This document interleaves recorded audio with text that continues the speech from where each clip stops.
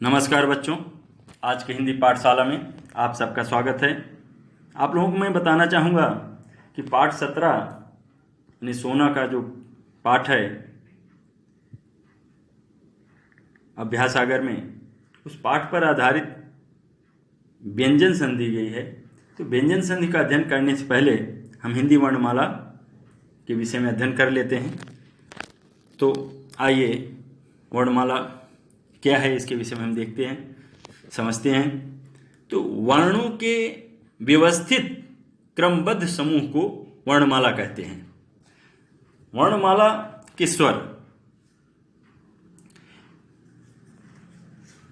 है आ, ई, उ, री, ए, ओ, आओ। ये 11 स्वर हैं। अनुस्वार और विसर्ग, अनुस्वार है अम और विसर्ग है आ। अब स्वर क्या है, स्वर वर्ण क्या है, पहले इसको समझ लेते हैं। स्वर का अर्थ होता है अवरोध रहित ध्वनि, यानी कहने का मतलब कि जिन ध्वनियों के उच्चारण में किसी प्रकार का अवरोध नहीं होता है उन्हें स्वर वर्ण कहते हैं। अब उच्चारण की दृष्टि से स्वर वर्णों के मुख्यतः 2 भेद होते हैं, ह्रस्व स्वर और दीर्घ स्वर। ह्रस्व स्वर मतलब कि इन्हें मूल स्वर या एक मात्रिक स्वर भी कहा जाता है। अब इसमें जैसे है स्वर में आ यानी छोटा आ, जिसको ह्रस्व स्वर, छोटा आ, छोटी ई और छोटा ऊ, ये एक मात्रिक स्वर कहे जाते हैं या मूल स्वर भी इन्हें कहते हैं। ठीक है, तो ये हिंदी में नहीं, जो ह्रस्व स्वर हैं 3 हैं, मैंने बताया आपको। आ यानी ह्रस्व आ, ह्रस्व ई, ह्रस्व ऊ। दीर्घ स्वर यानी जिन स्वरों के उच्चारण में ह्रस्व स्वर के उच्चारण की तुलना में अधिक समय लगता है उन्हें दीर्घ स्वर कहते हैं। इन्हें द्विमात्रिक स्वर भी कहते हैं, यानी हिंदी में 7 दीर्घ स्वर हैं, यानी दीर्घ अ, दीर्घ ई, दीर्घ उ, ए, ओ, आओ। उसके बाद एक प्लुत स्वर भी होता है। प्लुत स्वर का प्रयोग जो एक यस की तरह मात्रा लगता है, इसको उसे ही प्लुत स्वर कहा जाता है, जिससे ओम लिखते समय उपयोग होता है। तो प्लुत स्वर का प्रयोग नाटकों के संवादों में विशेष रूप से होता है। और स्वर वर्णों के उच्चारण, जैसे ह्रस्व आ और दीर्घ आ है, ह्रस्व आ और दीर्घ आ को कंठ स्वर माना जाता है, क्योंकि इनके उच्चारण में मुख अवयव में कंठ के निम्न भाग से निश्वास निकलकर जिह्वा से संस्पर्श करता है। ठीक है, अब दूसरा है ह्रस्व ई और दीर्घ ई। इस स्वर को तालब स्वर माना जाता है। इनके उच्चारण में निश्वास तालु का संस्पर्श करता है। तो ई और ई के उच्चारण में प्रयत्न के आधार पर भेद होता है। ठीक है, उसके बाद ऊ, मतलब ये दोनों जो छोटा ऊ यानी बड़ा ऊ को ओष्ठ स्वर कहते हैं। इन दोनों के उच्चारण में निश्वास जो है ओष्ठ यानी होंठ का स्पर्श करता है, और पुनः इनके उच्चारण में ओष्ठ वृत्ताकार बनता है। इन दोनों ओष्ठ स्वरों के उच्चारण में प्रयत्न भेद से अंतर लक्षित होता है। मतलब प्रयत्न भेद कि हम ऊ मतलब ह्रस्व जो ऊ है और दीर्घ ऊ में क्या अंतर है। मतलब ह्रस्व ऊ में थोड़ा सांस या जिसको प्राण कहते हैं, प्राण कम निकलता है, और बड़ा ऊ यानी दीर्घ ऊ जिसे कहते हैं, यानी हर्ष की अपेक्षा दीर्घ में प्राण ज़्यादा लगता है। इसी के कहते हैं प्रतिभेद से अंतर लक्षित होता है। अब अगला है ए आई। ए और ऐ को कंठ तालव्य स्वर कहते हैं, क्योंकि इन दोनों के उच्चारण में कंठ और तालु यानी जो निश्वास है कंठ और तालु दोनों का स्पर्श करता है। अब अगला है ओ आओ। ओ आओ को कंठ ओष्ठ स्वर कहते हैं। इनके उच्चारण में जो निश्वास है, जो निश्वास मतलब जो हमारी सांस बाहर निकलती है, कंठ और ओष्ठ दोनों को स्पर्श करता है। तो इस तरह हमने आपको ये वर्णमाला में स्वर को यानी उच्चारण स्थान के आधार पर समझाया। अब अगला है वर्णमाला के व्यंजन। व्यंजन वर्ण क्या है? व्यंजन उन ध्वनियों को कहते हैं जिनके उच्चारण में मुख अवयव में पूर्ण या अपूर्ण अवरोध होता है। ठीक है। अब हिंदी भाषा में जो व्यंजन है वो निम्नलिखित हैं। यहाँ पे देखिए लिखे, यानी वर्णमाला के व्यंजन के नीचे यहाँ लिखा है उच्चारण स्थान बाएं तरफ है, दाहिनी तरफ व्यंजन दिए गए हैं। अब कंठ क ख ग घ अंग, ये कंठ वर्ग के नाम से जाने जाते हैं ये। दूसरा है तालव्य। कंठ वर्ण क्यों कहते हैं? क्योंकि उनका उच्चारण कंठ से होता है। अब तालव्य यानी तालु, मुख्य अवयव का एक भाग तालु है। तो च छ ज झ इ, ये जो व्यंजन है ये तालु से उच्चारण किए जाते हैं, इसलिए तालव्य वर्ग के व्यंजन कहे जाते हैं। मूर्धन्य या मूर्धा भी बोला जाता है इसे। मूर्धा वर्ग में ट ठ ड ढ अड़ ड़ ढ़ और मूर्धा सा, जो पेट चिरवा सा भी बोलते हैं, पा की तरह बना के उसका पेट चिरा होता है, उसको मूर्धा सा भी कहते हैं। तो ये मूर्धा सा भी ये मूर्धन्य वर्ग में आता है, क्योंकि इन सब का उच्चारण मूर्धा से होता है। अगला है दंत।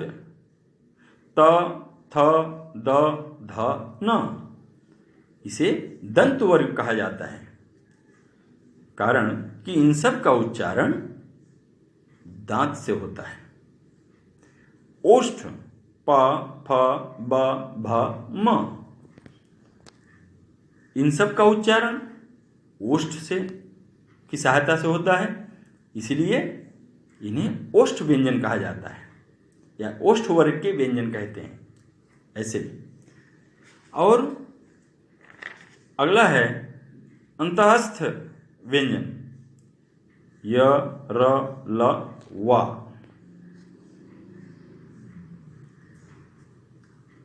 अब अगला है सिविलेंट। सिविलेंट मतलब ऊष्म व्यंजन, श श स ह, हा भी यानी सिविलेंट में आता है, यानी ऊष्म व्यंजन में।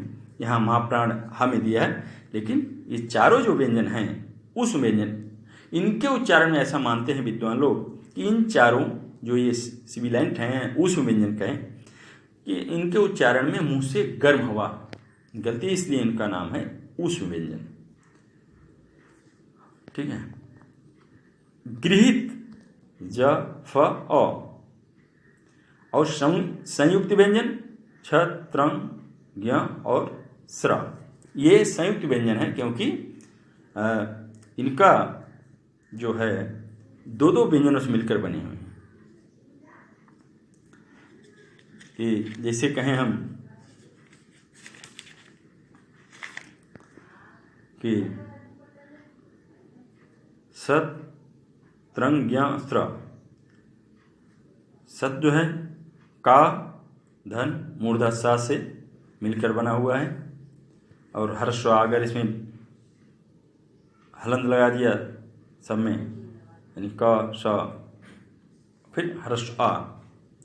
चूँकि जितना स्वर आप देख रहे हैं, वर्णमाला के व्यंजन देख रहे हैं, कहीं भी किसी भी व्यंजन में, सभी वर्गों किसी भी व्यंजन में हलंत नहीं लगा है। इसका मतलब है कि ये सभी व्यंजन में ह्रस्व आ लगा हुआ है। तो इसका अगर यदि हम वर्ण विच्छेद करें तो क हलंत मूर्धा स हलंत प्लस ह्रस्व आ। इसी तरह त्रा में भी है।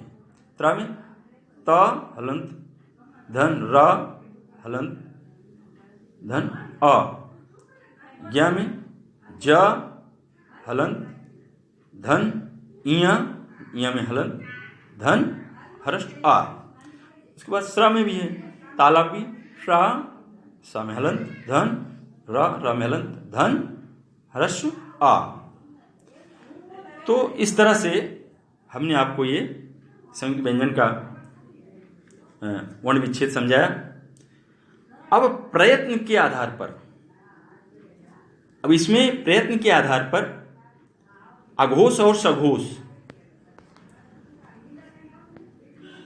यानी कहने का मतलब क्या है कि सभी वर्गों के प्रथम और द्वितीय वर्ण, सभी वर्ग, इसे वर्गीय व्यंजन का से लेके जो माँ तक हैं इसे वर्गीय व्यंजन कहते हैं। इन्हें मतलब ये जो सभी वर्ग के प्रथम और द्वितीय वर्ण हैं, जैसे क ख च छ ट ठ त थ प फ, और इनके अतिरिक्त तीनों सा आ जाते हैं, यानी तालव्य सा, मूर्धा सा और दंती सा। ये वर्ण भी अघोष होते हैं। उसके बाद सघोष में, सघोष मतलब जिन व्यंजनों के उच्चारण में स्वर तंत्रियों में कंपन होता है उन्हें सघोष या घोष व्यंजन कहते हैं, और जिन व्यंजनों के उच्चारण में स्वर तंत्रियों में कंपन नहीं होता है ना, या कहें कि निश्वास के कंपन तथा उसके अवरोध से होता है, तो उसे हम क्या कहते हैं, अघोष। यानी जिन व्यंजनों के उच्चारण में स्वर तंत्रियों में कंपन नहीं होता उन्हें अघोष व्यंजन कहते हैं, और जिन व्यंजनों के उच्चारण में स्वर तंत्रियों में कंपन होता है उन्हें सघोष या घोष व्यंजन कहते हैं। तो हर वर्ग का पहला और दूसरा जो व्यंजन है अघोष व्यंजन, और हर वर्ग का तीसरा, चौथा और पांचवा वर्ण सघोष होते हैं। ठीक है। उसके बाद अल्पप्राण, महाप्राण, इसमें इसी मतलब जो व्यंजन है ये अल्पप्राण, अभी तो मैंने आपको बताया अघोष सघोष। अब अल्पप्राण और महाप्राण। अल्पप्राण क्या है, नहीं जिन व्यंजनों के उच्चारण में प्राण अर्थात श्वास की मात्रा अल्प होती है उन्हें अल्प प्राण कहते हैं। तो यानी कि सभी वर्गीय व्यंजनों के प्रथम यानी पहला, जैसे का, तृतीय ग, पहले वर्ग में यानी कंठ वर्ग है पहला, तो क पहला वर्ण, और उसके बाद तीसरा वर्ण ग और पंचम वर्ण अंग, ये अल्प प्राण होते हैं।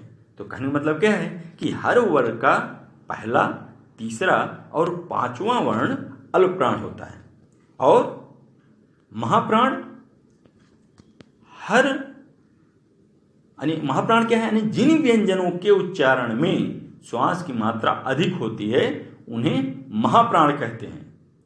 यानी कहने का मतलब क्या है कि सभी वर्गीय व्यंजनों के द्वितीय और चतुर्थ वर्ण महाप्राण होते हैं। जैसे क्या, द्वितीय और चतुर्थ, ख घ छ झ ठ, इसमें ढ यानी ड, यानी दूसरा, यानी हर वर्ग का दूसरा और चतुर्थ वर्ण जो है महाप्राण होते हैं। इसके अतिरिक्त क्या है कि जो ऊष्म व्यंजन है श, ट, स, ह भी महाप्राण है, और य, र, ला, व अल्पप्राण वर्ण होते हैं। तो इस तरह से मैंने आपको अघोष, सघोष, अल्प प्राण और महाप्राण कौन कौन से व्यंजन है इसके विषय में बताया और क्या होते हैं ये। तो इन्हीं शब्दों के साथ मैं अब अपनी वाणी को विराम देता हूँ। और हाँ, एक चीज़ और भी, अंतःस्थ क्या होता है इसको बता दूं आपको कि यानी जिन व्यंजनों का उच्चारण स्वर और व्यंजन के मध्य सा प्रतीत हो उन्हें अंतःस्थ व्यंजन कहते हैं। ठीक है, मतलब कि ना तो इनके उच्चारण में श्वास वायु का अवरोध अत्यल्प होता है, मतलब बीच से, जिसे या बोलते हैं, या तो ना नीचे छूता है ना ऊपर, वो बीच से निकलता है, तो इसीलिए इनको क्या कहा जाता है, अंतःस्थ व्यंजन, है ना। तो आशा रखता हूँ कि आप लोग हिंदी वर्णमाला स्वर और व्यंजन समझ गए होंगे। और इन्हीं शब्दों के साथ मैं अपनी वाणी को विराम देता हूँ और अगले कालांश में हम अब व्यंजन संधि का अध्ययन करेंगे। धन्यवाद।